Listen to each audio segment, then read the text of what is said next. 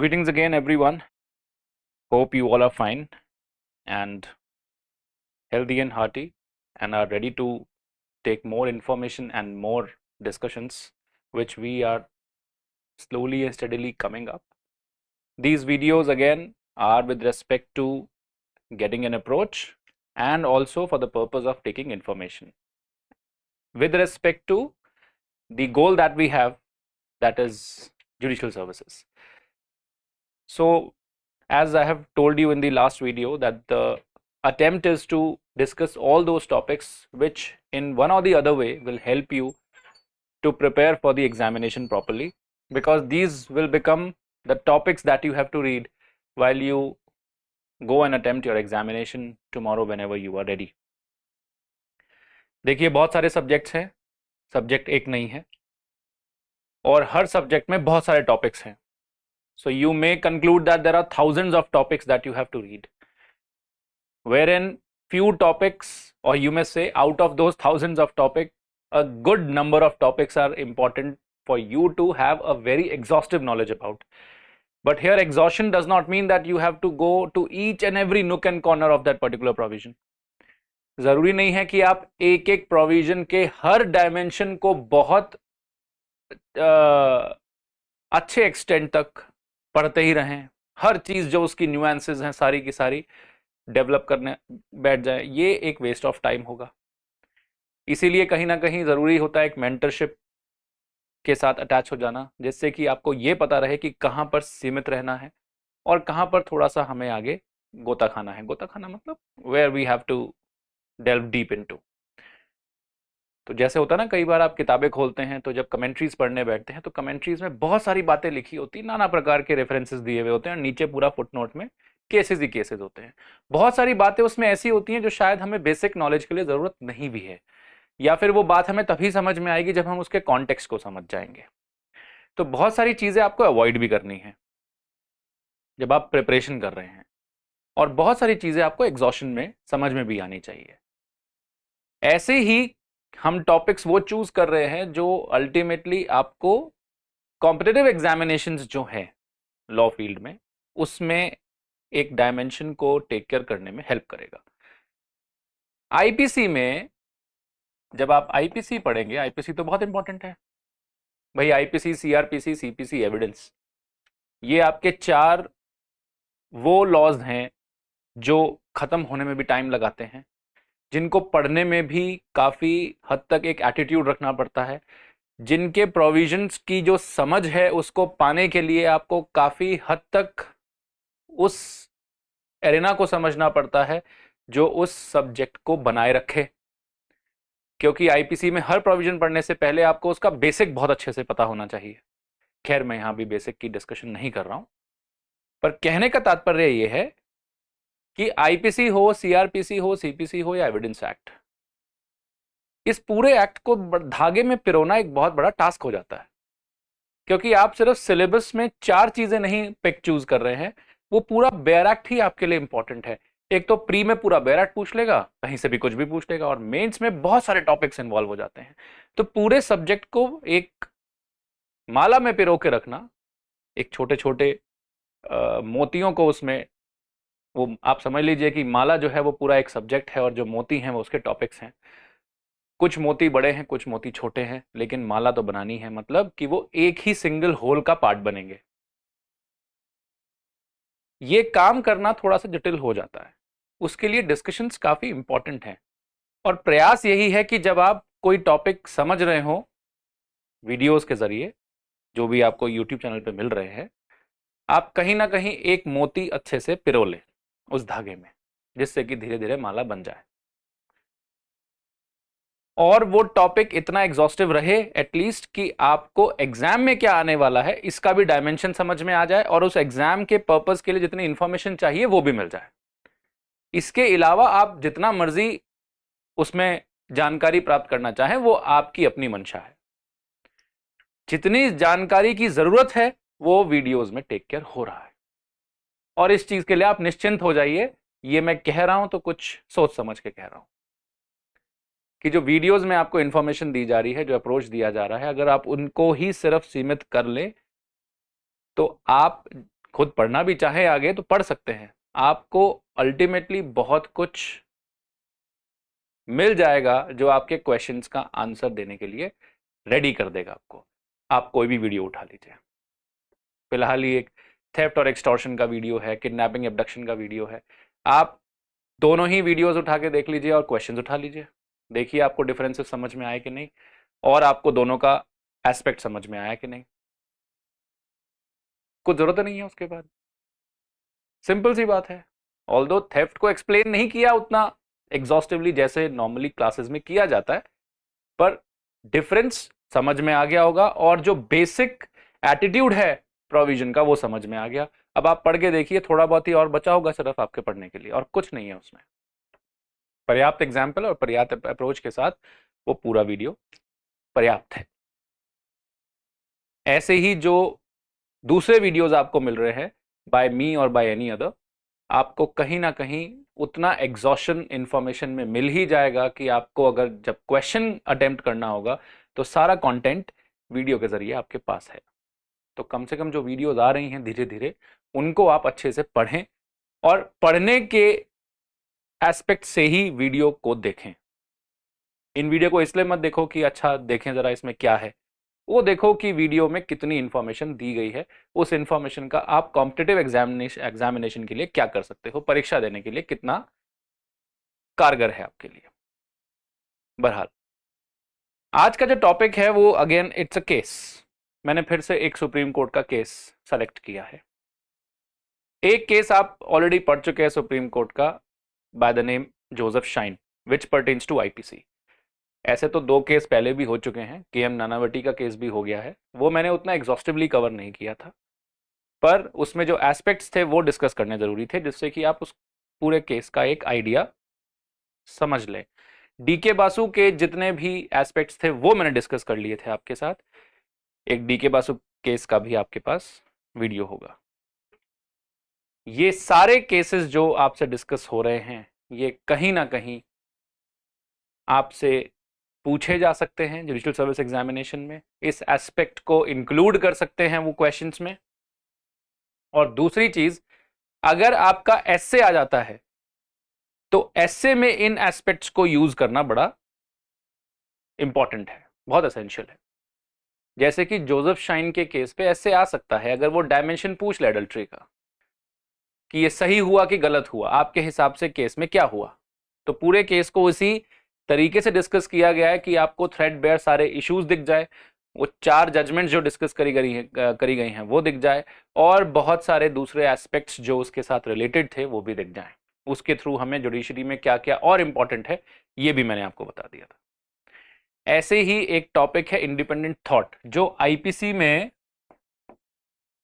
This is a case, जो IPC में एक टॉपिक है सेक्शन 375 which defines rape, जिसमें एक एक्सेप्शन है सेक्शन 375 में, सॉरी, एक एक्सेप्शन है नंबर 2। सेक्शन 375 में एक्सेप्शन नंबर 2 है, जहां पर एक इशू इवॉल्व हुआ। वो इशू क्या था वो भी हम डिस्कस करेंगे ही। एक इशू इवॉल्व हुआ जिसको देखते हुए उसकी अनकॉन्स्टिट्यूशनैलिटी के लिए कोर्ट के पास जाया गया। इंडिपेंडेंट थॉट एक एनजीओ है जो ह्यूमन राइट्स के लिए काम करती है, और उसी में स्पेशली वो चाइल्ड राइट्स के लिए काम करती है, जिससे कि समाज में इक्वालिटी आए और बच्चों के लिए, विमेन के लिए जो डिप्रेस्ड सिचुएशन थी उसको एमिलियोरेट किया जाए, मतलब इम्प्रूव किया जाए। तो इंडिपेंडेंट थॉट एक एनजीओ है जो आर्टिकल 32 का इन्वोक करके सुप्रीम कोर्ट के पास गई और ये इशू उठाया कि देखिए जो सेक्शन 375 है इसका एक्सेप्शन नंबर 2 जो है, इसमें एक प्रॉब्लम नजर आ रही है हमें। तो कोर्ट ने पूछा क्या प्रॉब्लम, तो वो बोले कि हम इसकी कॉन्स्टिट्यूशनैलिटी चेक करना चाहते हैं। क्या मतलब कि कॉन्स्टिट्यूशन में कुछ प्रोविजंस हैं जिसका हनन नहीं कर सकते, जिसको वायलेट नहीं कर सकते। वो प्रोविजंस पार्ट 3 में फंडामेंटल राइट्स के नाम से दिए गए हैं, जिसको आप मूलभूत अधिकार या मूल अधिकार भी बोलते हैं, कि कुछ मूलाधिकार दिए गए हैं। उन अधिकारों की समझ के अनुसार ये सेक्शन उन अधिकारों के प्रतिकूल है, अनुकूल नहीं है, उसके ऑपोजिट खड़ा है, उन अधिकारों को सहज रूप से लागू नहीं होने दे रहा है, ये उन अधिकारों के खिलाफ है, उनका हनन कर रहा है। तो आप अपनी आर्टिकल 32 में पावर को यूज करके इसको स्ट्रक डाउन कर दें, इसको अनकॉन्स्टिट्यूशनल करार कर दें, असंवैधानिक बोल दें। तो कोर्ट सिर्फ सुन के तो बोलेगी नहीं कि अच्छा आप बोल रहे हैं तो होगा ही, कोर्ट तो तथ्य मांगेगी।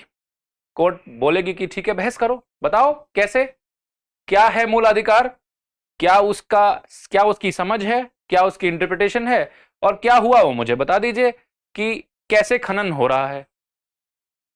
हम फिर इसको स्ट्राइक डाउन कर देते हैं, हम इसको अनकॉन्स्टिट्यूशनल बोल देंगे एक्सेप्शन 2 को।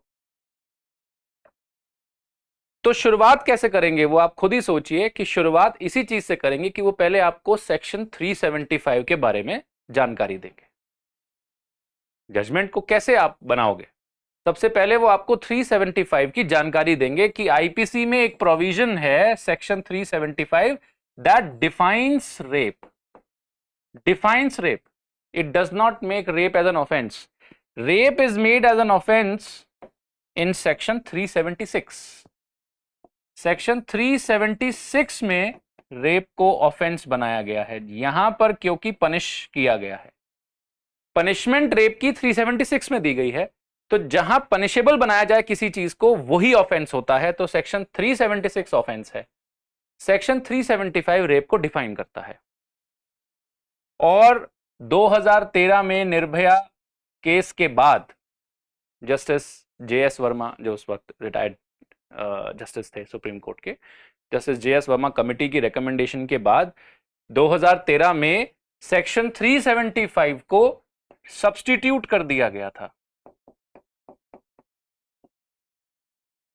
सब्स्टिट्यूट का मतलब रिप्लेस। सब्स्टिट्यूट का क्या मतलब है? रिप्लेसमेंट। रिप्लेस मतलब पहला हटा दो, नया ले आओ, इसकी जगह दूसरा, इन ल्यू ऑफ, इसकी जगह दूसरा, कि ये हटाओ पुराने वाला 375 का डेफिनेशन। 375 में रेप की पहले डेफिनेशन थी एक 1860 से लेके जो भी चल रही थी। 1860 के बाद 2013 में एक पूर्णतः नए आकार में, नई लैंग्वेज के साथ, नए क्लॉजेस लेके पूरा नवीनीकरण कर दिया उसका, और उसको और स्ट्रिंजेंट रूप देने के लिए उसका एक बनावट किया गया, और 375 को जो पुराना था उसको हटा दिया और दूसरे नए को ले आए।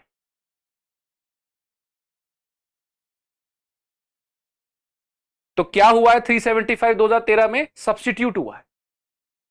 अमेंड हुआ तो अमेंडमेंट में क्या हुआ? सब्स्टिट्यूट हुआ, कुछ ऐड नहीं किया। पर यहां क्या हुआ है? यहां तो पूरा सेक्शन 375 हटाया और नया ले आए। तो क्या बोलेंगे? सब्स्टिट्यूट और रिप्लेस। ये मैं इतना जोर देके 4 बार क्यों बता रहा हूं आपको? क्योंकि ये चीज प्री में पूछ ली जाती है। प्रिलिमिनरी एग्जामिनेशन में ये बातें भी क्वेश्चन बनती हैं, और ये पूछ लेगा आपसे क्वेश्चन में कि by the amendment of 2013 what has happened with section 375। नीचे लिखा होगा सब्स्टिट्यूशन, इनकॉर्पोरेशन, एडिशन, रिपीलेशन। तो रिपील नहीं हुआ, क्यों? क्योंकि रिपील करते तो सेक्शन 375 ऑल टुगेदर गायब हो जाता। गायब तो नहीं हुआ, 375 है। एडिशन भी कुछ नहीं हुई, क्योंकि पहली वाली रख के कुछ ऐड नहीं किया है। इनकॉर्पोरेट भी कुछ नहीं हुआ, मतलब कुछ नया ऐड नहीं किया है। ऐसा नहीं कि सेक्शन 375 अब ऐड हुआ है, पहले ये था ही नहीं। तो इनकॉर्पोरेशन भी नहीं है। क्या हुआ है? पहला हटा के दूसरा आया है, सब्स्टिट्यूशन हुआ है। हर शब्द की अपना एक मतलब है। ये सब अमेंडमेंट्स के ही वे थे। तो amendment is done through substitution. क्या ये बात समझ में आई? इसीलिए इस पे इतना जोर दिया जा रहा है। तो 375 2013 में जेएस वर्मा कमेटी के बाद अमेंडमेंट हुई थी, क्रिमिनल लॉ अमेंडमेंट। उसमें तीनों लॉज को अमेंड किया गया था, और उसमें ये सब्स्टिट्यूट करके नया ही डेफिनेशन ले आए थे। इसकी जरूरत क्या है जानने की? क्योंकि नया डेफिनेशन आया लेकिन कुछ चीजें पुरानी ही रह गई। जैसे कि एक्सेप्शन नंबर 2। नया डेफिनेशन निर्भया केस सबको पता है क्या था। निर्भया केस के बाद नया डेफिनेशन इतना एग्जॉस्टिव और इतना ब्रॉड, इतना एक्सपेंसिव था कि ऐसे लगा कि रेप की डेफिनेशन जो इतना रेस्ट्रिक्टेड हुआ करती थी वो इतनी एक्सपेंसिव कर दी कि almost now every sexual assault may also amount to rape. Only the degree of that act has to be assessed. पहले सेक्सुअल असॉल्ट में हर चीज जाया करती थी, सेक्शन 354 सबने सुना होगा। 2013 में ABCD अलग से डायमेंशंस बनाए गए जिसमें सेक्सुअल हरासमेंट, डिसरॉबिंग, वॉयरिज्म, स्टॉकिंग, इन सब एस्पेक्ट्स को भी लाया गया, जो कि सब हम 354 में ही रीड किया करते थे। प्लस सेक्शन 375 इतना नैरो और इतना स्ट्रिक्टली इंटरप्रेटेड डेफिनेशन थी, इतना रेस्ट्रिक्टेड डेफिनेशन थी कि हर चीज उसमें इंक्लूड करना मुश्किल हो रहा था, because at that point of time it was only concern with the penetrations. और उसके बाद डिग्री में falling short of anything that is given under section 375। 375 में जो पहले दिया गया था उससे थोड़ा बहुत भी कम अगर कुछ हो गया तो 354 में ले जा रहे हैं या 509 में ले जा रहे हैं। हमारे पास और कोई प्रोविजन ही नहीं था। और निर्भया केस ने हमें ये प्रॉब्लम बहुत ही स्ट्रांगली दिखाई कि अगर आप सेक्सुअल असॉल्ट और रेप की डेफिनेशन को बाइफिकेट नहीं करेंगे और रेप को एक्सपेंसिव नहीं करेंगे तो हम एक स्ट्रिंजेंट पनिशमेंट नहीं दे पाएंगे। क्योंकि बहुत से लोग जूझ रहे हैं इसी चीज में कि उसने शायद वो एक्ट नहीं किया जो रेप की डेफिनेशन में आना चाहिए था, लेकिन ऑलमोस्ट उसने वो सारे एक्ट कर दिए जो उसको रैविश करने के लिए बहुत थे, उसको मेंटल ट्रॉमा देने के लिए बहुत थे, उसको फिजिकल ट्रॉमा देने के लिए बहुत थे और उसकी पूरा जीवन बर्बाद करने के लिए बहुत थे।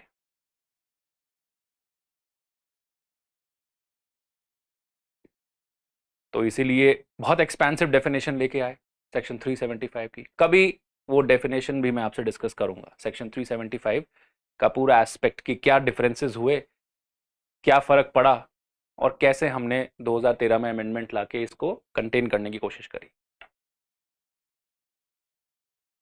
तो इतना अच्छा काम करने के बाद भी, और इसमें एक बहुत अच्छी बात हुई थी, अभी मैं वो बताऊंगा आपको। एक्सेप्शन नंबर ये क्लॉज 6th है जो एक्सेप्शन नंबर 2 के साथ पढ़ा जाएगा अभी। इसमें जो एज ऑफ कंसेंट थी वो 16 से लेके 18 कर दी। वो क्या एस्पेक्ट है भी मैं बताऊंगा आपको। अभी तो केस शुरू होगा, अभी तो भूमिका बन रही है, बैकग्राउंड है, तभी थोड़े वीडियोस की लेंथ थोड़ा बढ़ जाती है क्योंकि बहुत सारी चर्चाएं रहती है बीच में और कंटेन होने का मन भी नहीं करता है। मतलब ऐसा लगता है कि अब जब चर्चा चली रही है तो कुछ कुछ चीजें और जान लीजिए। क्या ये बात समझ में आती है? तो इतना एक्सपेंसिव, इतना ब्रॉड लैंग्वेज करने के बावजूद एक एस्पेक्ट इन्होंने बिल्कुल वैसा का वैसा ही रखा जिस पे इनको चर्चा करके तब्दीलियां मतलब अमेंडमेंट लाना चाहिए था। वो था एक्सेप्शन नंबर 2। एक्सेप्शन नंबर 2 को ऑल टुगेदर इग्नोर कर दिया। ऐसा क्या है एक्सेप्शन नंबर 2 में, वो भी हम देखेंगे। पर एक्सेप्शन नंबर 2 को 2013 की अमेंडमेंट में छेड़ा ही नहीं, बिल्कुल वैसा ही इंटैक्ट रखा जैसा वो पहले था।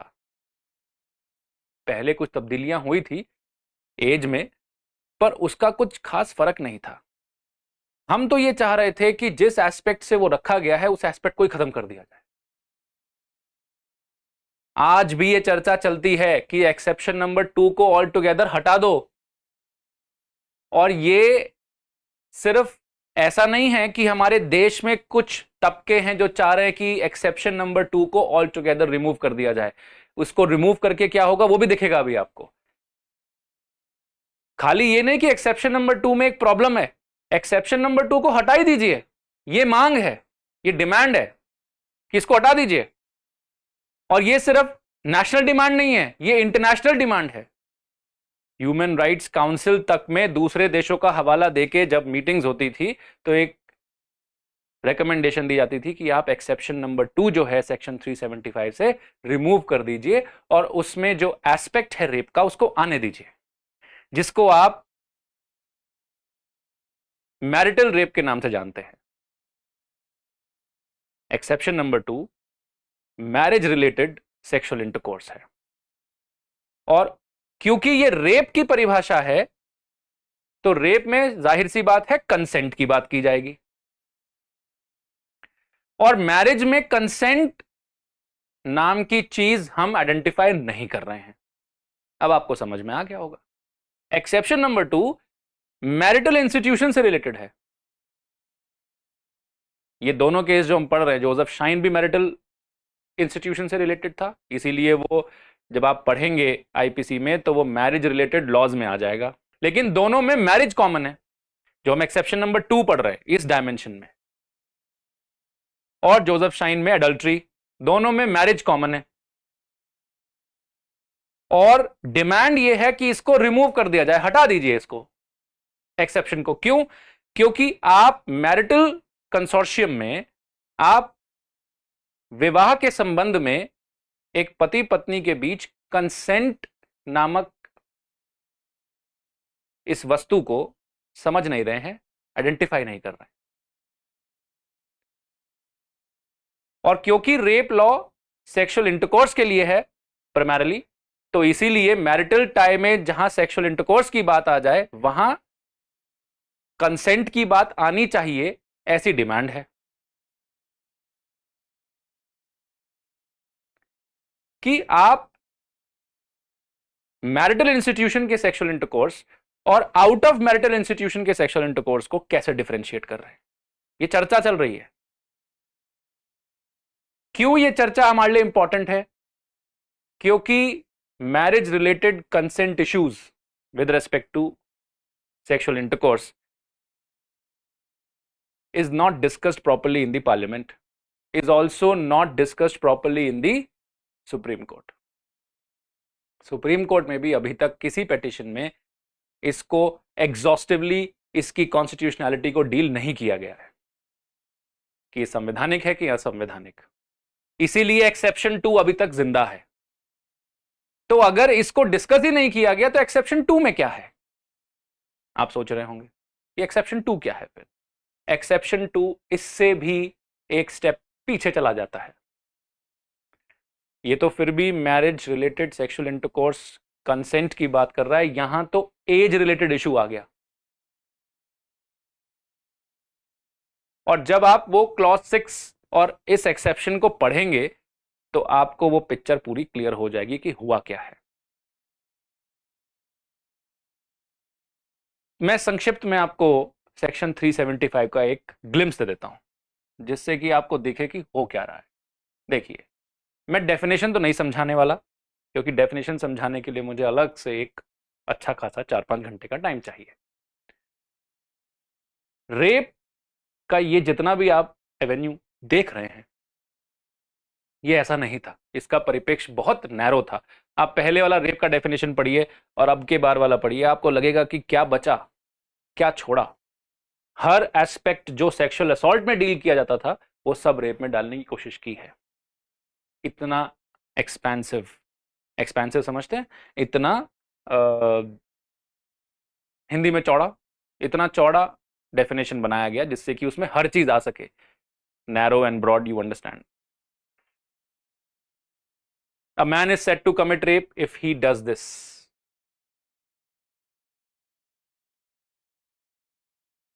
And he does this how? First, against her will.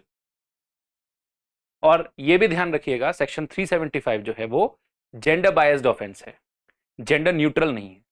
Gender neutral मतलब ये हर किसी जेंडर के खिलाफ नहीं हो सकता, ये सिर्फ एक ही जेंडर के खिलाफ होगा और वो है विमेन। ये सिर्फ विमेन के खिलाफ ही हो सकता है। आप ये जो कृत्य है ये सिर्फ औरत के खिलाफ ही कर सकते हैं, मर्द के खिलाफ नहीं हो सकता। तो a man can never be raped.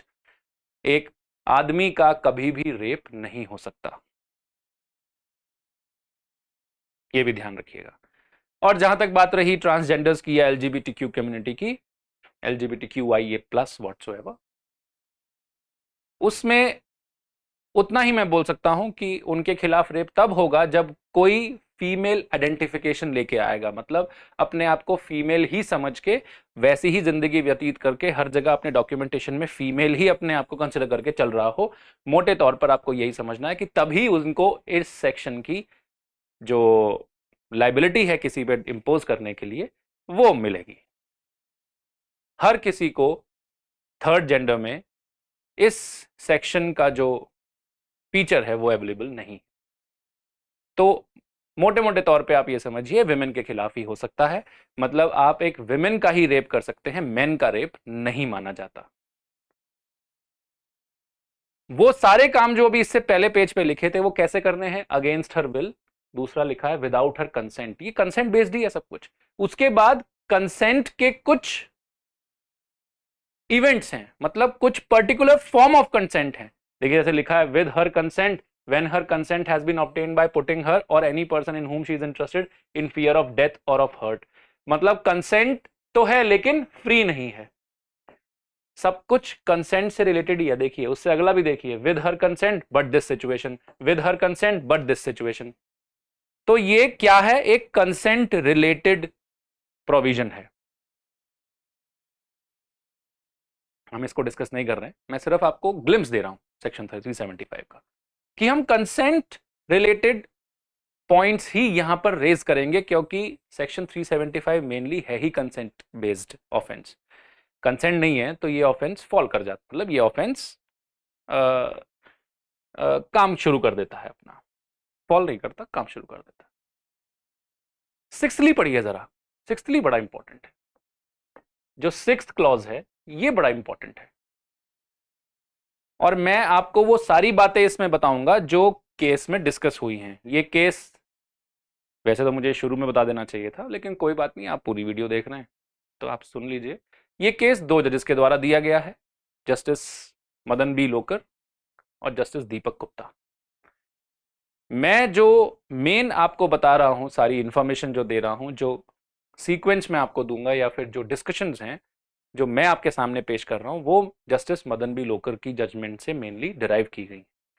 Justice Deepak Gupta की जजमेंट भी ऑलमोस्ट वैसी ही सिमिलरली वर्डेड थी, जबकि जोसेफ शाइन में मैंने आपको बताया था कि 4 जजेस ने जजमेंट लिखी है 5 में से, और चारों की जजमेंट एक्सक्लूसिवली डिफरेंट है। सबके डायमेंशंस अलग, डिस्कस करने का तरीका अलग, कोट करने के लिए कॉन्सेप्ट्स अलग, सबके, ऑल्दो सबने बात एक ही करी, एंड में कंक्लूजन यही था, पाथ अलग अलग थे।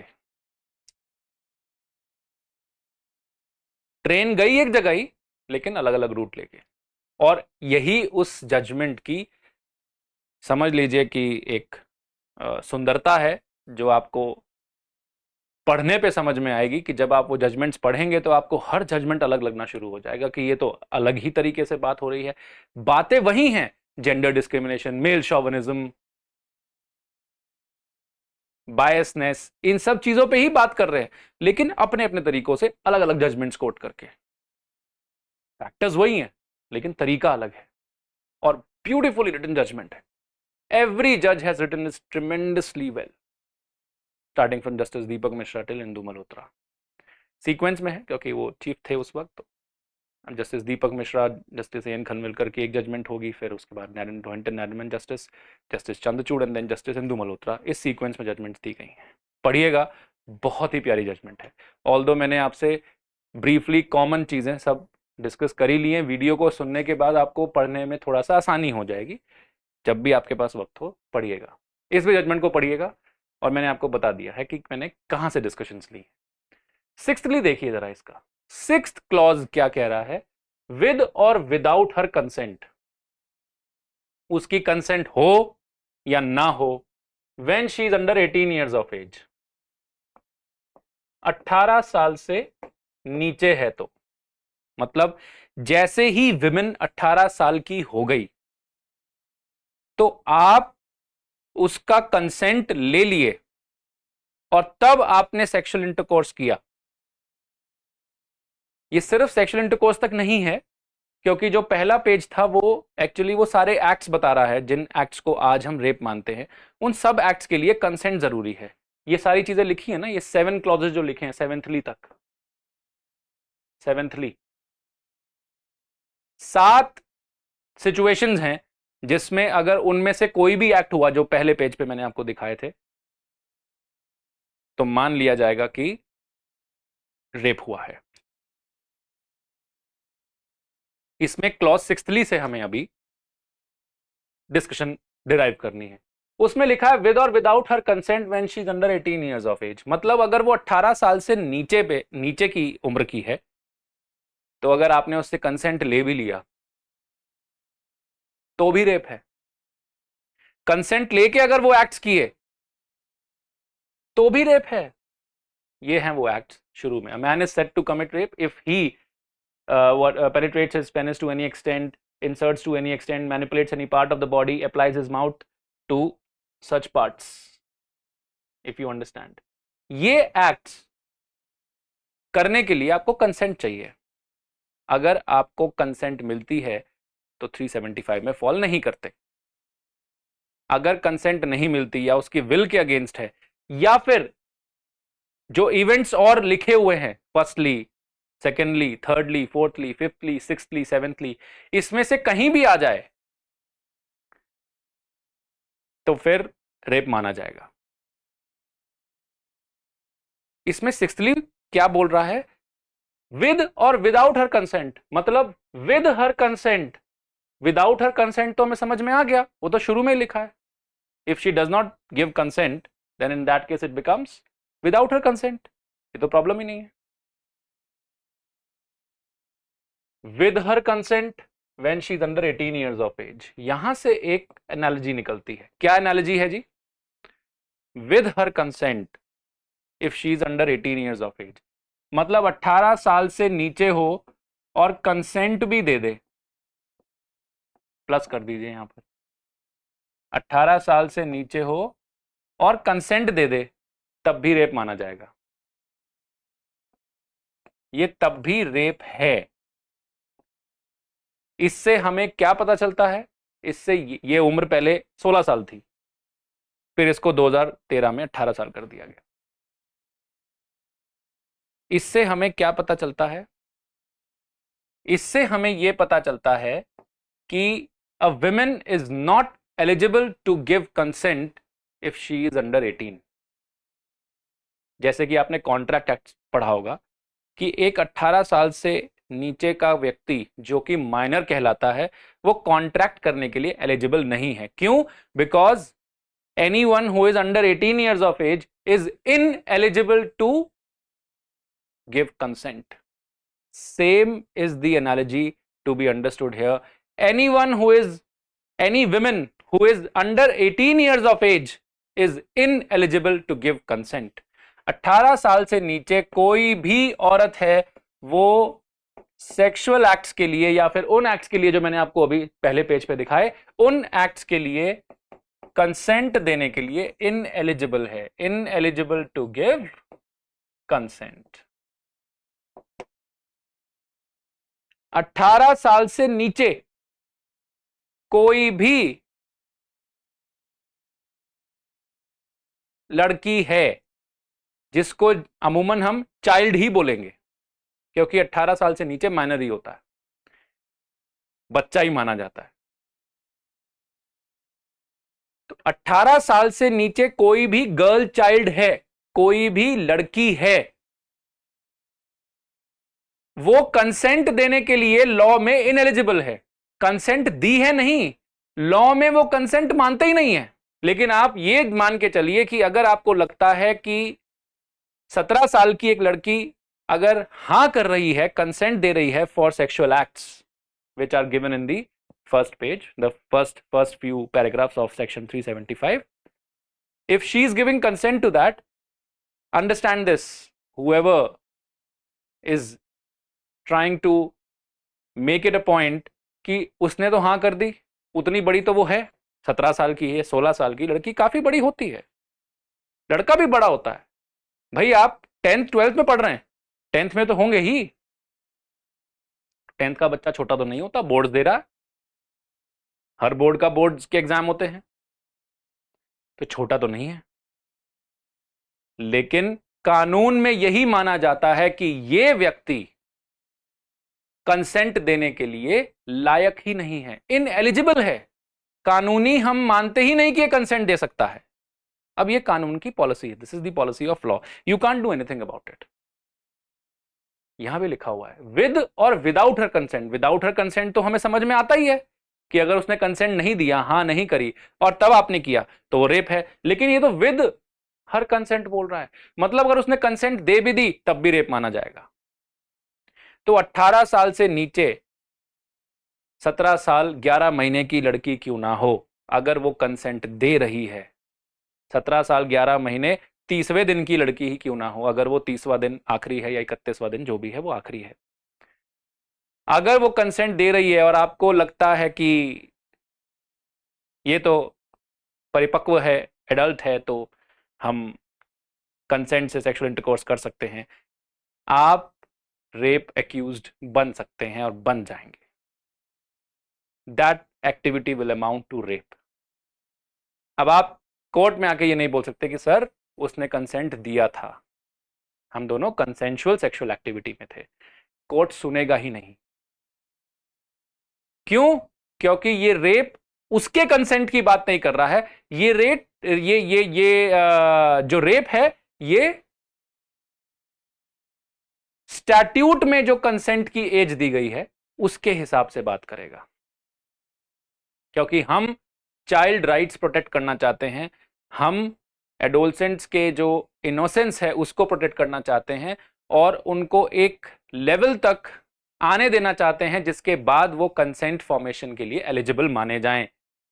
इससे नीचे उनको हम कंसेंट फॉर्मेशन के लिए एलिजिबल ही नहीं मान रहे हैं। हम नहीं मान रहे कि उनका दिमाग अभी इतना एडल्ट है या इतना मैच्योर है कि वो समझ पा रहे हैं कि इसके क्या प्रभाव होंगे उनकी जिंदगी पे।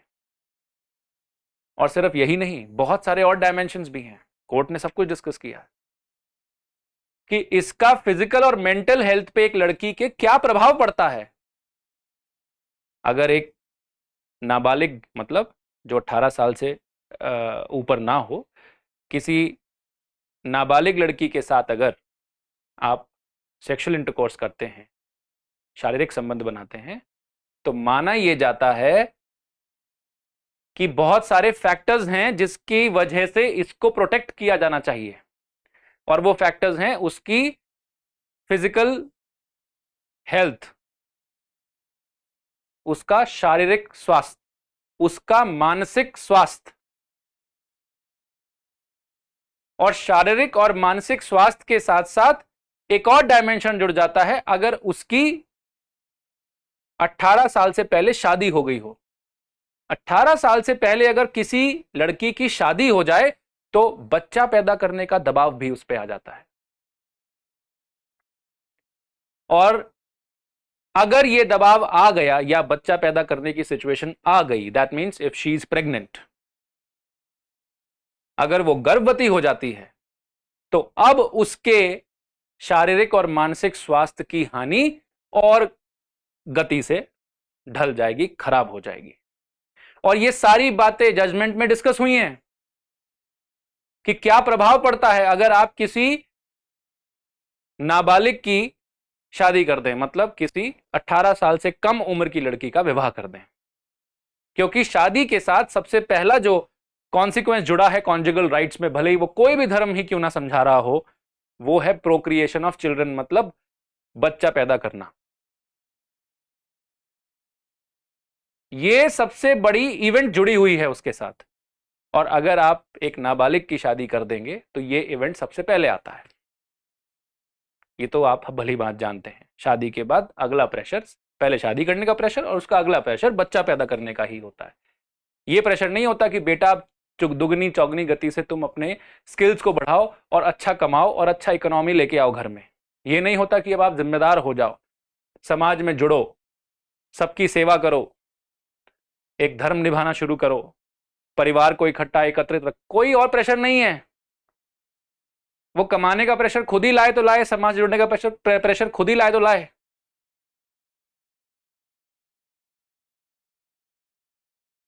लेकिन शादी का पहला consequence is to give birth to a child, and this event is actually adding to the misery that she is already undergoing. तो सोचिए कि सिर्फ 18 से पहले शारीरिक संबंध बनाना ही हानिकारक है, तो उससे पहले अगर आपकी शादी हो जाए और आपके साथ संबंध बनाए जाएं और वो भी आपकी मर्जी के खिलाफ बनाए जाएं। जब हम नॉर्मली बोल रहे हैं, सोचिए इस बात को, जब हम नॉर्मली बोल रहे, 6th में क्या लिखा है, 18 साल से नीचे अगर कोई लड़की है तो वो कंसेंट दे भी दे तो भी हम उसको रेप मानेंगे। क्यों? क्योंकि हमें उसका शारीरिक और मानसिक स्वास्थ्य सही रखना है, हमें उसको इस ट्रॉमा में नहीं डालना है। और सिर्फ यही नहीं कि शारीरिक और मानसिक स्वास्थ्य के लिए ये करना है, उसकी पूरी जो उम्र पड़ी है, ये जो स्टिग्मा अटैच हो जाएगा उसके साथ, प्लस जो उसको ट्रॉमा आएगा। ट्रॉमा आप हिंदी में मैं शब्द शायद ना बता पाऊं, लेकिन ट्रॉमा का मतलब है एक वो सिचुएशन जिसमें वो साइकोलॉजिकली डिप्रेस भी हो सकती है, उस चोट की वजह से या उस इवेंट की वजह से जो हमेशा उसके दिमाग में वो डर बना रहेगा, फियर बना रहेगा, वो एक मेंटल ट्रॉमा ही है। सोसाइटी उसको जैसे ट्रीट करना शुरू करेगी इवेंट को जानने के बाद, वो एक ट्रॉमा ही है। और जो फिजिकली उसको हानि होगी वो भी एक फिजिकल ट्रॉमा है। ट्रॉमा का मतलब आप समझिए कि एक सिचुएशन ऑफ फियर है, सिचुएशन ऑफ पेन है। तो इसीलिए हमने क्या किया, पहले 6th में प्रोटेक्ट कर दिया कि 18 साल से नीचे की कोई भी लड़की होगी, अगर वो कंसेंट भी दे दे तो भी हम रेप मानेंगे। तो कोई डिफेंस ही नहीं है कि उसका कंसेंट था। ये उम्र जो थी पहले 16 साल थी।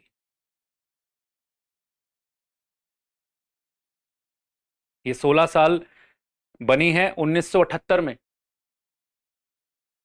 1978 में 16 साल थी। कुछ डेटा है जो इसी केस में दिया गया है। 1929 जब चाइल्ड मैरिज रेस्ट्रेंट एक्ट आया था तो ये उम्र 14 साल थी। 1978 में 16 साल हुई। उससे पहले ये उम्र 12 साल थी।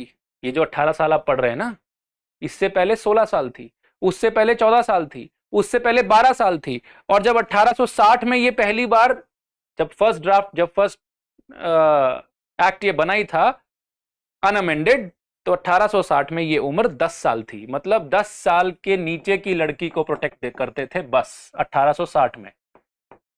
1860 में जब ये आया तो उस वक्त सामाजिक परिवेश के अनुसार हम ये मान रहे थे कि 10 साल से नीचे की लड़की का कंसेंट नहीं देखना कि कंसेंट है कि नहीं है। इसका मतलब 11, 12, 13, 14 साल इन सब में अगर कंसेंट दे दिया तो रेप नहीं था, तब इट वाज नॉर्मल। फिर ये 1891 में, ऐसा लिखने की जरूरत नहीं है मुझे, ये जजमेंट में दिया हुआ है टेबल पूरा, आप पढ़ सकते हैं। 1891 में 12 साल हुई। 1929 में 1929 में जब चाइल्ड मैरिज रेस्ट्रेंट एक्ट आया, क्योंकि वो एक पहला एक्ट था जो चाइल्ड मैरिजेस के खिलाफ हुआ था, जो बाल विवाहों के खिलाफ आया, उसमें 14 साल कर दी गई। फिर 1978 में 16 साल कर दी गई। फिर 2013 में जेएस वर्मा कमेटी के बाद इसको 18 साल किया। 78 के बाद सीधा 13 में, लंबा समय था भाई, 22-13 समझ लीजिए, पूरा 35 वर्ष के बाद ये हुआ। 2 साल बढ़ाने लग गए हमें। अच्छा, ये 2013 में जब कमेटी आई तो ये बढ़ा, कम से कम इतना हुआ कि 18 साल से नीचे कर दो अब इसको। बहुत बढ़िया बात है, ये एक अच्छा प्रोविजन आ गया 6th। पर फिर प्रॉब्लम कहां है? क्या हम इसी को बात कर रहे हैं? इसकी बात तो अभी है ही नहीं, पर यह क्यों जरूरी है जानना? क्योंकि इसी के साथ कंपेयर किया जाएगा, इसके साथ उसकी एनालिसिस की जाएगी कि जो एक्सेप्शन 2 है ये कितना खराब है, ये कितना आर्बिट्ररी है। क्योंकि आप कॉन्स्टिट्यूशनैलिटी जब चेक कराएंगे तो आप क्या करेंगे? आर्टिकल 14 लेके आएंगे, आर्टिकल 19, 21, इन्हीं सबको लेके आएंगे। गोल्डन ट्रायंगल तो यही है हमारा। तो 14 है, 15 है, इसी को आप लेके आएंगे क्योंकि ये औरत के खिलाफ डिस्क्रिमिनेट कर रहा है।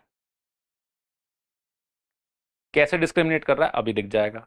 अगर ये बात आपको समझ में आ गई सिक्स्थली की, तो आपको एक्सेप्शन 2 बड़े अच्छे से समझ में आएगा। ये ध्यान रखना, विद और विदाउट कंसेंट, कंसेंट हो ना हो रेप है। क्लियर हुई ये बात? अब जरा एक्सेप्शन 2 पढ़िए।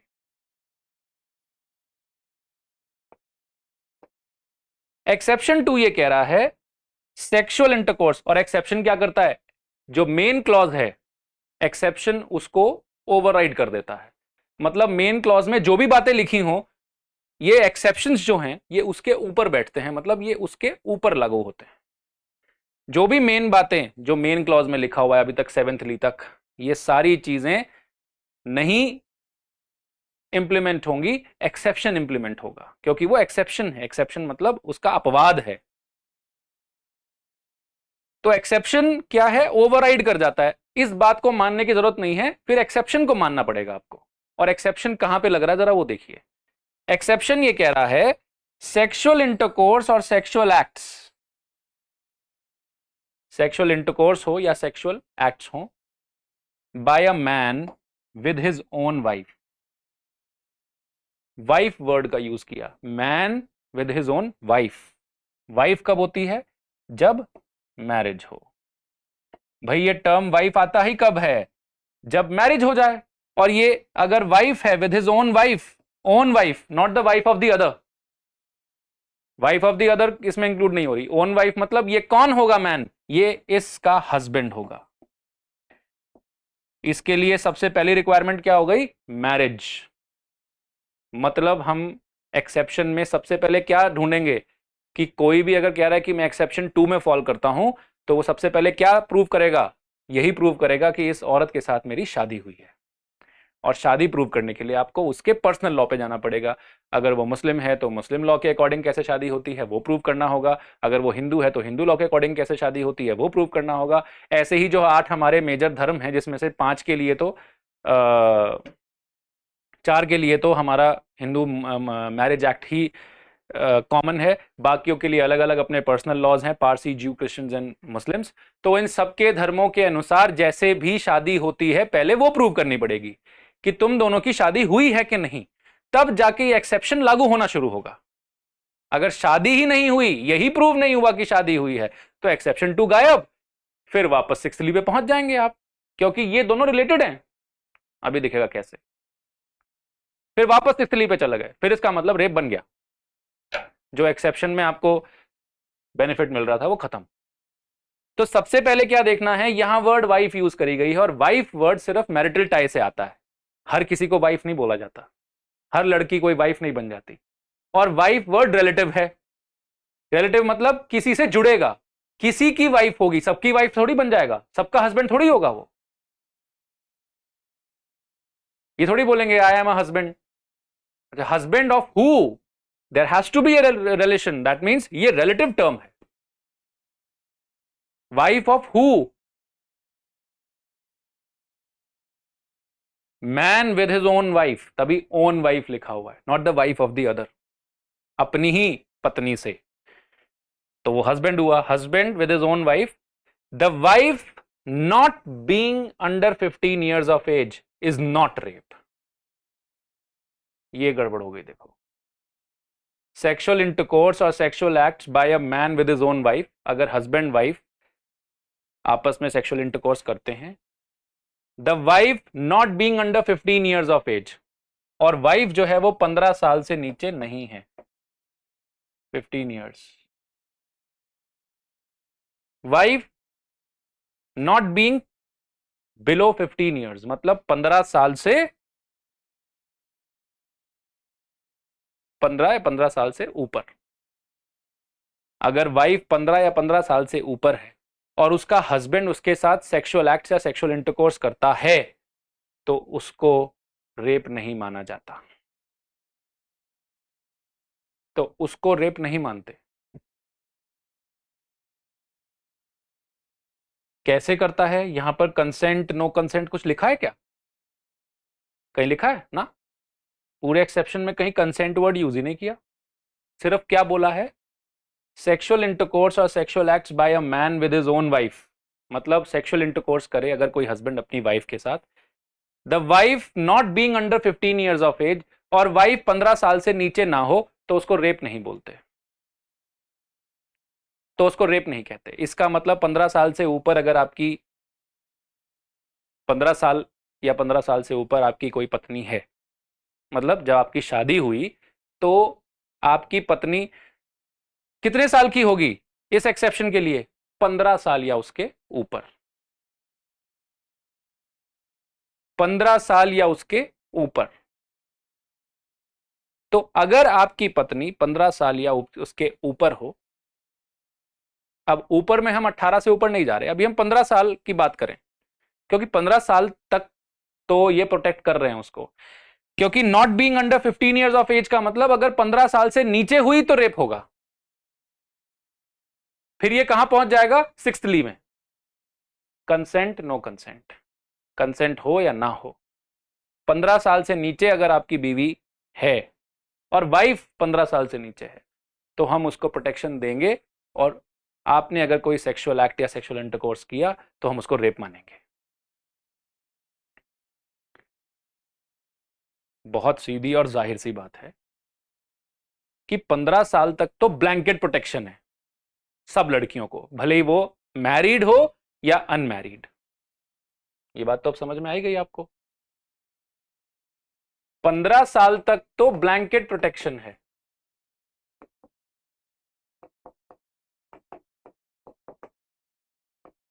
Till 15 years blanket protection. Blanket का मतलब लड़की मैरिड हो या unmarried.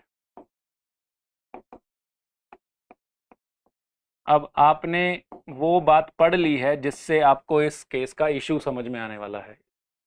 Issue of the case क्या है अभी आपके सामने नजर आएगा आपको, क्योंकि आपने उन दो क्लॉजेस का असेसमेंट कर लिया है और समझ लिया है जो सेक्शन 375 में प्रॉब्लम क्रिएट कर रहा है। तो सेक्शन 15 ईयर्स तक ब्लैंकेट प्रोटेक्शन है, मैरिड हो या अनमैरिड गर्ल को प्रोटेक्ट किया गया है, ये सोच के कि 15 साल तक तो आप अगर कोई भी कंसेंशुअल सेक्सुअल एक्टिविटी करते हैं, सेक्सुअल इंटरकोर्स करते हैं, तो उसे रेप नहीं मानेंगे। 15 साल से ऊपर, मोर देन 15 ईयर्स, अगर मोर देन 15 ईयर्स हैं और अनमैरिड है तो क्या लगेगा? क्लॉज 6, जो आपका क्लॉज 6 है, सिक्स्थली, वो लग जाएगा। और वो कहां तक कह रहा है कि 18 साल तक, 18 साल तक विद और विदाउट कंसेंट प्रोटेक्शन है, विद और विदाउट कंसेंट प्रोटेक्शन है 18 साल तक। इसका मतलब अनमैरिड है तो ये 15 साल 18 साल में तब्दील हो गया। अगर आप 18 साल तक अनमैरिड हैं तो क्लॉज 6th के थ्रू आप किसी भी सेक्सुअल एक्टिविटी को, कंसेंट होना हो, रेप करार करवा सकते हैं। इसी एस्पेक्ट को बोला जाता है स्टैट्यूटरी रेप, इसी को बोलते हैं स्टैट्यूटरी रेप। जो क्लॉज 6th है आपका, इसी को कानून की भाषा में क्या बोला जाता है? Statutory rape. क्यों स्टैट्यूटरी रेप?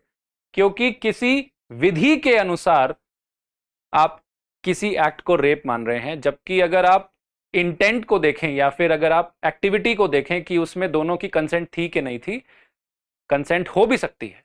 अगर कंसेंट थी तो क्या प्रॉब्लम है भाई? लेकिन लॉ क्या कह रही है कि कंसेंट देने के लिए एलिजिबल ही नहीं है, तो हम तो मानते ही नहीं कि ये एक्टिविटी होनी चाहिए। ये एक्टिविटी बिल्कुल नहीं होनी चाहिए। प्रोहिबिट करने का एक ही तरीका था कि हम इसको रेप करार कर दें, जिससे कि लोग डेटरेंट में आए, प्रोहिबिट करें, इस एक्ट को ना करें। प्रोहिबिशन तो क्रिएट हो गई एक तरह से, तो इसीलिए इसको क्या बोला जाता है? Statutory rape. A rape that is the concern of a statute, that means by law it has been considered to be as a rape, although by the words of section 375 it would not amount to rape, because वहां पर तो पहले लिखा है without her consent, तो consent तो यहां पर थी, लेकिन स्टैट्यूट कह रहा है कि हम ये कंसेंट मानते ही नहीं, इसीलिए इसको स्टैट्यूटरी रेप बोला जाता है। समझ गए? लेकिन मान लीजिए वो मोर देन 15 ईयर्स है और वो मैरिड है, 15 साल से ऊपर है लेकिन मैरिड है, तो वो रेप नहीं है। अब कोई ये बताए 15 साल तक तो ब्लैंकेट प्रोटेक्शन है, और अगर वो अनमैरिड है तो 18 साल तक प्रोटेक्शन मिलेगी, और अगर वो मैरिड है तो 15 साल तक प्रोटेक्शन मिलेगी। क्यों भाई? इस चाइल्ड में और इस चाइल्ड में क्या फर्क है? ये मैरिड चाइल्ड में और ये अनमैरिड चाइल्ड में क्या फर्क है? यहीं से आपको पता चल जाएगा कि 15 से 18 साल तक जो 3 साल आप अनमैरिड को प्रोटेक्शन दे रहे हैं, ये प्रोटेक्शन मैरिड को क्यों नहीं मिल रही? तो ये आर्टिकल 14 का खनन नहीं है क्या? तो इशू ऑफ द केस क्या है? इशू ऑफ द केस क्या बनेगा? खुद ही सोच लीजिए आप।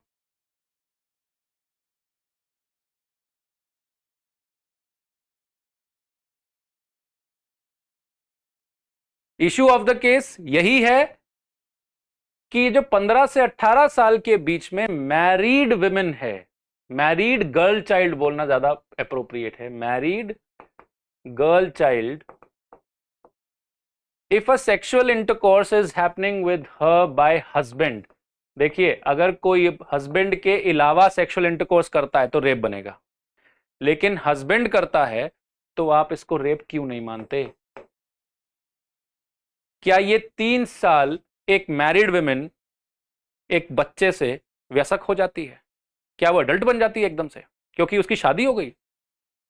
आप ये कहना चाह रहे हैं कि शादी होने के बाद 15 साल की एक लड़की अनमैरिड है तो बच्चा माना जा रही है, और मैरिड हो गई तो आप उसको अडल्ट मानते हैं?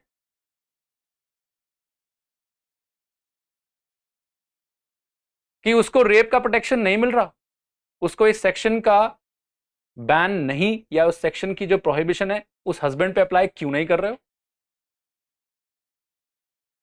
और दूसरी दुविधा इसमें यह है कि जैसे 18 साल तक विद और विदाउट कंसेंट की बात की गई है कि आपको प्रोटेक्शन मिलेगी, 15 से 18 साल तक अगर वो मैरिड है तो विद और विदाउट कंसेंट, विद और without consent, it is not rape. इसका मतलब शादी होने के बाद, और ये सारा जो प्रॉब्लम है वो 15 से 18 साल के बीच का ही है मेनली,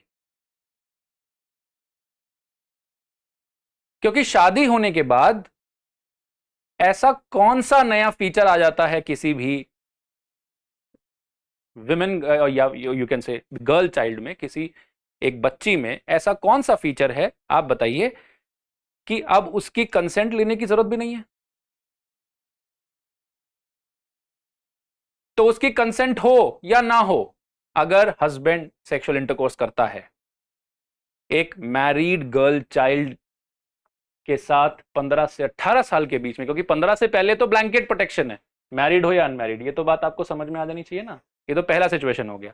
उसके बाद की सिचुएशन का प्रॉब्लम है एक्सेप्शन नंबर 2 में।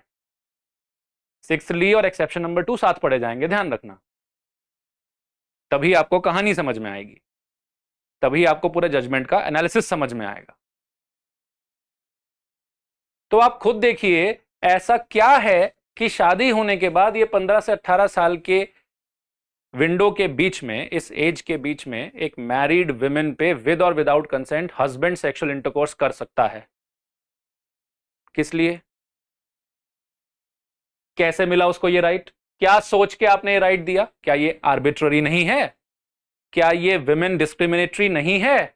तो क्या ये आर्टिकल 15 का इंफ्रिंजमेंट नहीं हुआ? क्या ये आर्टिकल 14 का इंफ्रिंजमेंट नहीं हुआ? इसमें कानून को आपने इक्वालिटी में कहां रखा? अनइक्वल है। यहां 18 साल बोल रहे हो अनमैरिड को, और यहां पर मैरिड को आपने 15 साल तक ही दिया। दूसरा, आप विमेन के बेस पे डिस्क्रिमिनेट कर रहे हो, आपने मैरिड और अनमैरिड विमेन को डिस्क्रिमिनेट किया है। किस बेसिस पे? बस ये बता दीजिए।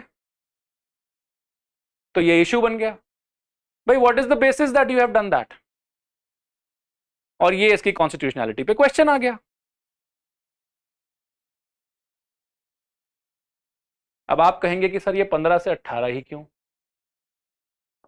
18 साल अगर क्रॉस हो गए तो विदाउट हर कंसेंट, अगर देखिए 18 साल से ऊपर मैरिड हो या अनमैरिड,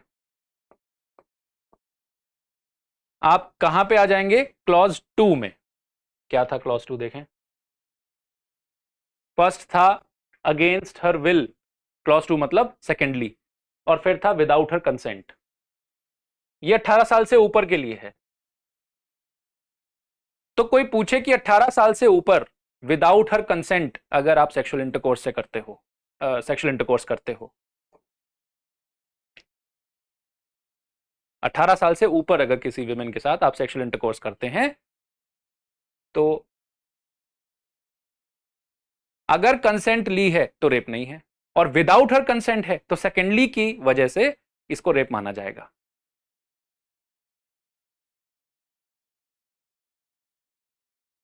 पर यहां एक्सेप्शन में क्या लिखा है?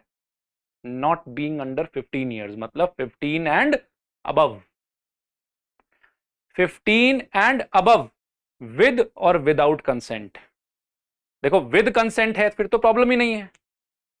प्रॉब्लम विद कंसेंट के साथ कहां आएगी? 15 से 18 के बीच में। क्यों? क्योंकि विद कंसेंट 18 के नीचे आपने अनमैरिड को प्रोटेक्शन दी हुई है, मैरिड को आपने 15 साल तक की प्रोटेक्शन दी है। तो 15 से 18 के बीच में तो बहुत प्लॉजिबल है कि विद और विदाउट दोनों होना चाहिए। और 18 साल से ऊपर लिखा हुआ है सेकेंडली में विदाउट हर कंसेंट। तो क्या ये अनमैरिड और मैरिड दोनों के लिए लागू है? बहुत सोच समझ के सुनना इसको, मतलब ध्यान देना। अगर आपने ये समझ लिया हो, देखिए लेक्चर ही है एक, समझ लीजिए, क्योंकि जब तक आपको ये इशू समझ नहीं आएगा क्या डिस्कस हो रहा है केस में, इस पे कहां आप अपना ग्रिप ला पाएंगे। कंफ्यूजन के पॉइंट्स बढ़ जाते हैं ना जब तक आपको मिस्ट्री अनरेवल ना हो। देखिए 18 साल तक अगर मैरिड है और अनमैरिड है, अनमैरिड है तो 18 साल तक सिक्स्थली जो है आपका, सिक्स क्लॉज या सिक्स्थली बोल दीजिए, सिक्स्थली जो है आपका वो आपको प्रोटेक्शन दे रहा है। लेकिन अगर आप मैरिड हैं तो आपका जो एक्सेप्शन नंबर 2 है वो आपको 15 साल तक ही दे रहा है प्रोटेक्शन। अगर आप 18 साल के ऊपर हो गए तो सिक्स्थली का प्रोटेक्शन तो गया, मतलब विद और विदाउट वाला गया, लेकिन फिर विद वाला गया, विदाउट हर कंसेंट तो अभी भी सेकेंडली में लिखा हुआ है। तो 18 साल से ऊपर सिर्फ आपको सेकेंडली की प्रोटेक्शन मिलेगी। सेकेंडली में लिखा है विदाउट हर कंसेंट, लिखा है विदाउट हर कंसेंट, सेकेंडली में विदाउट हर कंसेंट लिखा है। तो 18 साल से ऊपर आप सेकेंडली पे आ जाएंगे, और 18 साल से नीचे होंगे, अनमैरिड होंगे तो सिक्स्थली से प्रोटेक्टेड रहेंगे। बाइफिकेट कर लीजिए, 18 साल से नीचे सिक्स्थली, 18 साल से ऊपर सेकेंडली, अनमैरिड के केस में। लेकिन मैरिड के केस में क्या है? मैरिड के केस में एक्सेप्शन नंबर 2 की वजह से 15 साल से नीचे सिक्स्थली और 15 साल से ऊपर एक्सेप्शन 2। 15 साल से ऊपर सेकेंडली नहीं है, और यही सारा प्रॉब्लम है। इससे दो इवेंट्स आते हैं। एक इवेंट आता है कि आपने 18 साल तक जो प्रोटेक्शन दी गई है सिक्स्थली में, वो प्रोटेक्शन एक गर्ल चाइल्ड जो मैरिड है उसको क्यों नहीं दी। तो इसका मतलब एक एस्पेक्ट हो गया, 15 से 18 साल के बीच में आपने कैसे माना कि एक मैरिड गर्ल चाइल्ड रेप के लिए पीड़िता नहीं मानी जा सकती, विक्टिम नहीं मानी जा सकती। ये कैसे माना आपने, जिसकी कॉन्स्टिट्यूशनैलिटी हम डिस्कस कर रहे हैं, जो independent thought versus union of India में डिस्कस हुई है, कि ये कैसे आपने माना कि ये 3 साल में इसको विक्टिम नहीं बता सकते। और दूसरा चरण ये आता है कि 18 साल से ऊपर अगर एक मैरिड विमेन है तो उसको सेकेंडली का प्रोटेक्शन क्यों नहीं है अपने हस्बैंड से। भाई यहां तो एक्सेप्शन नंबर 2 तो मैरिज की बात कर रहा है ना, और मैरिज में मैन जो है वो हस्बैंड है। तो हम तो नहीं कह रहे कि हस्बैंड के अलावा अगर किसी ने सेक्सुअल इंटरकोर्स किया तो उसको हम रेप का चार्ज नहीं लगाएंगे, उसको तो लगाएंगे, लेकिन हस्बैंड को नहीं लगाओगे। ऐसा हस्बैंड में क्या है, ऐसा कौन सा सिचुएशन है ये जिसमें आप सेकेंडली की प्रोटेक्शन इसको नहीं देंगे 18 साल के बाद? पहला क्या है, पहला क्या इश्यू रेज होता है कि 15 टू 18, बहुत ध्यान से सुनिएगा इसको, कि ये 15 टू 18 वाला जो विंडो है ये आपने कैसे समझा कि 3 साल जो आप, क्योंकि 18 साल तो ब्लैंकेट बैन है, कि ये 3 साल में कोई प्रोटेक्शन नहीं है हस्बैंड से, सिर्फ हस्बैंड से। पहले तो ये समझाइए हमें, कोर्ट से पूछ रहे हैं कॉन्स्टिट्यूशनैलिटी को देखते हुए। और दूसरा ये समझाइए कि 18 साल से ऊपर वाइफ को अपने हस्बैंड से क्यों सेकेंडली में प्रोटेक्शन नहीं है?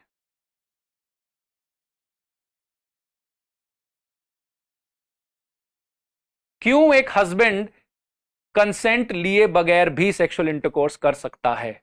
आप कहेंगे कहां लिखा है? ये एक्सेप्शन 2 में लिखा हुआ है। एक्सेप्शन 2 पढ़ा ना आपने अभी?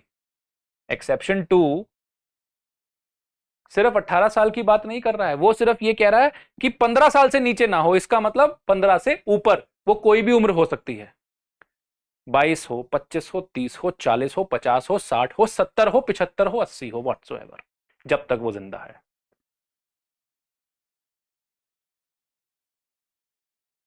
वो किसी भी उम्र का हो सकता है और वो रेप नहीं होगा।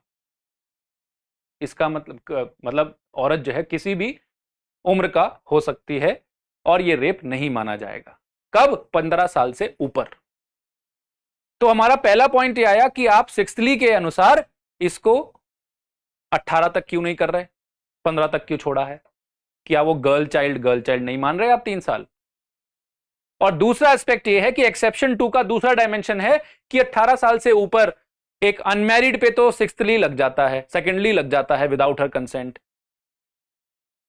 क्योंकि उसका कोई हस्बैंड नहीं है, तो विदाउट हर कंसेंट एनीवन। पर एक विवाहिता के लिए आप वो सेकेंडली नहीं लगा रहे हो अगेंस्ट हर हस्बैंड, क्योंकि यहां पर कहीं मैक्सिमम लिमिट नहीं लिखी गई है। तो maximum limit could be anything, 15 years or less for a women and 15 year or more for a women. कि औरत अगर 60 साल की, 70 साल की भी हो और उसका हस्बैंड अगर उससे कंसेंट लिए बगैर सेक्सुअल इंटरकोर्स करता है, तो आप क्यों उसको सेकेंडली में प्रोसिक्यूट नहीं कर रहे? ये दूसरी चर्चा है। तो दो डायमेंशन निकलते हैं इस एक्सेप्शन नंबर 2 से। पहला डायमेंशन ये 15 से 18 और दूसरा डायमेंशन 18 से ऊपर अगर मैरिड हो तो। इस केस में कोर्ट ने साफ साफ बोल दिया कि हमारा इशू और हमारे सामने जो रेज किया गया है पॉइंट जिसकी कॉन्स्टिट्यूशनैलिटी हम चेक कर रहे हैं, वो है ये पहला चरण, मतलब 15 से 18 साल के बीच का हम देखेंगे। इसका मतलब हम मेनली कहां डिस्कशन रखेंगे अपने? हम अपने डिस्कशन रखेंगे चाइल्ड राइट्स पे, मैरिटल चाइल्ड राइट्स पे, या फिर effect of marriage on child पे। क्योंकि मैरिज यहां पर पहला सिचुएशन है और बच्चा यहां पर दूसरा सिचुएशन है, कि एक शादी हुई और एक बच्चे की हुई। और क्योंकि मैरिज का एक नेसेसरी कॉन्कॉमिटेंट है, मतलब एक बहुत ही अनअवॉइडेबल सिचुएशन है कि सेक्सुअल इंटरकोर्स तो होगा ही और बच्चा पैदा करना भी एक कॉन्सिक्वेंस बन जाएगा।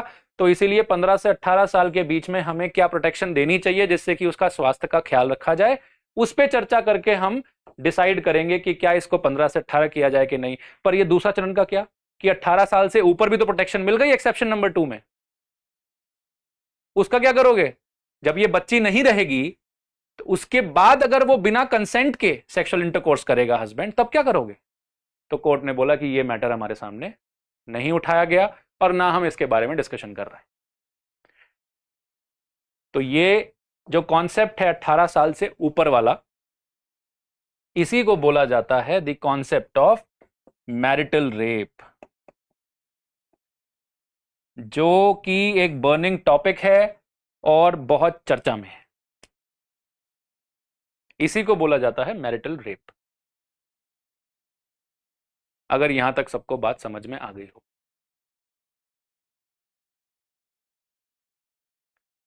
अगर ये समझ में आ गया तो बस जजमेंट तो बस आना है। जजमेंट में क्या बात है, जजमेंट में तो कुछ फैक्ट्स हैं वो मैं आपको बता दूंगा। फैक्ट्स का मतलब है कि कौन कौन सी वो बातें हैं जो कोर्ट ने डिस्कस करी, किस किस का हवाला लिया और क्या फिर एंड में रूल किया। यहां तक आना बहुत जरूरी था, इशू को पहचानना बहुत जरूरी था। 18 साल से ऊपर एक्सेप्शन नंबर 2 की वजह से अगर नॉन कंसेंशुअल सेक्स करता है हस्बैंड, 18 साल से ऊपर वाइफ अगर हो जाए और हस्बैंड अगर नॉन कंसेंशुअल सेक्स करे, तो एक्सेप्शन नंबर 2 की वजह से उसको रेप नहीं मानते। वैसे तो 15 साल से ऊपर ही नहीं मान रहे एक्सेप्शन नंबर 2 की वजह से, लेकिन ये 15 से 18 साल का जो विंडो था इसको हम डिस्कस कर रहे हैं ना इस केस में। और इस केस में चलो कंक्लूजन यही है, इस केस में इस 15 साल को 18 साल रीड करने के लिए बोला है कि ये 15 साल लेजिस्लेचर ने नहीं किए, लेकिन 15 साल 18 साल हम कर रहे हैं, मतलब 15 को 18 माना जाए। तो ये जो ब्लैंकेट प्रोटेक्शन 18 साल तक की है सिक्स्थली में, वो एक्सेप्शन नंबर 2 में भी फॉल करेगी। तो भले ही एक लड़की 18 साल तक शादीशुदा हो या फिर अविवाहिता हो, विवाहिता या अविवाहिता, 18 साल तक प्रोटेक्शन मिल गई सबसे, भले ही वो हस्बैंड हो या फिर कोई स्ट्रेंजर, सबसे प्रोटेक्शन है उसको। यहां तक आने की क्या जर्नी है, डिस्कशन है, वो अब हम करेंगे। इस कंक्लूजन तक आने की सिचुएशन आपके सामने है। इसीलिए मैरिटल रेप अब कहां तक सीमित है, 18 साल से ऊपर अगर किसी विवाहिता के साथ उसका पति नॉन कंसेंशुअल, देखो कंसेंशुअल कर रहा है तो प्रॉब्लम ही नहीं है ना, नॉन कंसेंशुअल अगर सेक्सुअल इंटरकोर्स हो रहा है, तो क्या उसको हम सेकेंडली का प्रोटेक्शन ना दें? जो हमने वहां देखा सेकेंडली का प्रोटेक्शन यहां पे है अनमैरिड को अगेंस्ट ऑल मेन, पर यहां पर मैरिड वुमेन को नहीं है अगेंस्ट हस्बैंड। तो ये हस्बैंड का जो बाइफिकेशन है या फिर हस्बैंड का जो हस्बैंड का जो एक क्लासिफिकेशन है, ये कहां किस हद तक सही है, इस पे चर्चा नहीं करी गई है इस केस में, क्योंकि कोर्ट ने इसको इशू ही बनाने से मना कर दिया। मतलब ये बोला कि हमारे सामने सिर्फ ये 15 से 18 साल का विंडो इंपॉर्टेंट है, हम उसी को डिस्कस करेंगे। और इसलिए हमारी जो चर्चा होगी वो कहां होगी, आप खुद ही सोच लीजिए। हमारी चर्चा होगी चाइल्ड से रिलेटेड, क्यों? क्योंकि 18 साल तक की बात कर रहे हैं, 18 साल माइनर है, चाइल्ड है। चाइल्ड से रिलेटेड, उसके फिजिकल और मेंटल स्वास्थ्य से रिलेटेड, मतलब शारीरिक और मानसिक स्वास्थ्य से रिलेटेड, और वो स्वास्थ्य सेक्सुअल इंटरकोर्स की वजह से खराब हो रहा है उससे रिलेटेड, प्लस अगर उसकी शादी हो जाए तो इसका मतलब चाइल्ड मैरिजेस से रिलेटेड बात होगी कि बाल विवाह की दिक्कतें क्या हैं और बाल विवाह को कैसे कानून में रेगुलेट किया गया है, कैसे इसको अनुबंधित किया गया है, कैसे मना किया गया है, प्रोहिबिट किया गया है कि इसको ना किया जाए, क्या क्या वो कानून है जो बाल विवाह रोकते हैं। क्योंकि विवाह होने का सबसे पहला कॉन्सिक्वेंस है कि विवाह होने का मतलब ही यही है कि there will be sexual intercourse and procreation of children. दो ही तो मेन कॉन्कॉमिटेंट हैं शादी के।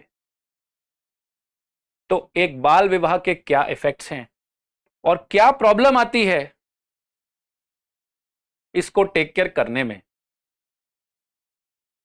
या इसको डिस्कस करने में, यह जानना हमारा बहुत जरूरी है।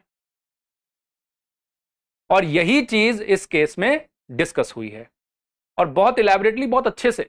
इसमें 4 अलग अलग स्टैट्यूट्स का भी हवाला दिया गया है जिससे आपने चाइल्ड मैरिजेस को रिस्ट्रेन किया गया है, या फिर चिल्ड्रन रिलेटेड स्टैट्यूट्स माना गया है जिसमें बच्चों के एक्टिविटीज को रेगुलेट किया गया है।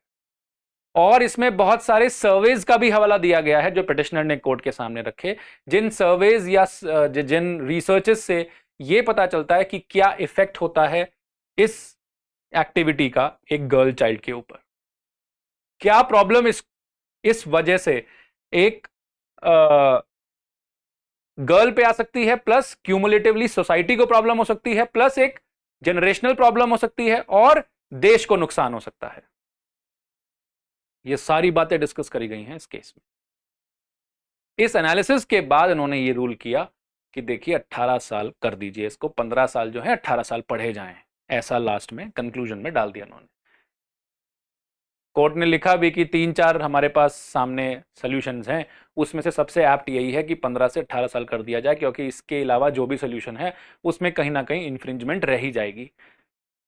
संविधान का कोई ना कोई अनुच्छेद का अनुपालन नहीं हो रहा होगा। तो ये लास्ट हमारे लिए यही बचता है कि 15 से 18 साल पढ़ लिया जाए इसको। क्या ये बात समझ में आई? इशू समझ में आ गया आपको? इशू समझने के लिए यहां तक की जो जर्नी थी वो बहुत जरूरी थी। अब हम देखते हैं कोर्ट ने क्या क्या हवाले लिए, क्या क्या ऑब्जर्वेशन करी और अल्टीमेटली क्या रूल आउट किया। वो कंक्लूजन तो मैं आपको दे ही चुका हूं। अब तो हम सिर्फ ये देख रहे हैं कि कोर्ट ने, पिटिशनर ने क्या बोला, यूनियन ऑफ इंडिया का क्या तथ्य था, क्या वो कहना चाह रहे हैं कि यूनियन ऑफ इंडिया क्यों चाहती है कि इसको बरकरार रखा जाए, 15 साल से ऊपर ही किया जाए, क्या उनका मानना था। और फिर कोर्ट ने किन किन रिसर्चेस, किन किन सर्वेस, किन किन एक्ट्स को हवाला देते हुए, समझते हुए अंत में ये रूल किया कि देखिए 15 को 18 ही करना सही रहेगा, क्योंकि ये आर्टिकल 14 और 15 का इन्फ्रिंजमेंट कर रहा है। और कोर्ट ने इसमें पर्पजिव इंटरप्रिटेशन लगाया और बोला कि देखो पर्पस जो था वही सॉल्व कर रहे हैं, और पर्पस ये दिख रहा है कि 18 साल तक का ब्लैंकेट बैन होना चाहिए। आप एक 15 से 18 साल की लड़की को, क्योंकि वो विवाहित हो गई, इसका मतलब ये नहीं कि आप उसको बच्चा ही मानना बंद कर देंगे। तो बच्चों को जो नुकसान अल्टीमेटली होता है वो इसको भी होगा, भले ही वो विवाहिता ही क्यों ना हो गई। तो यहां तक की कहानी अगर समझ में आ गई हो तो हम अगले चरण, अगली कहानी की बात करें।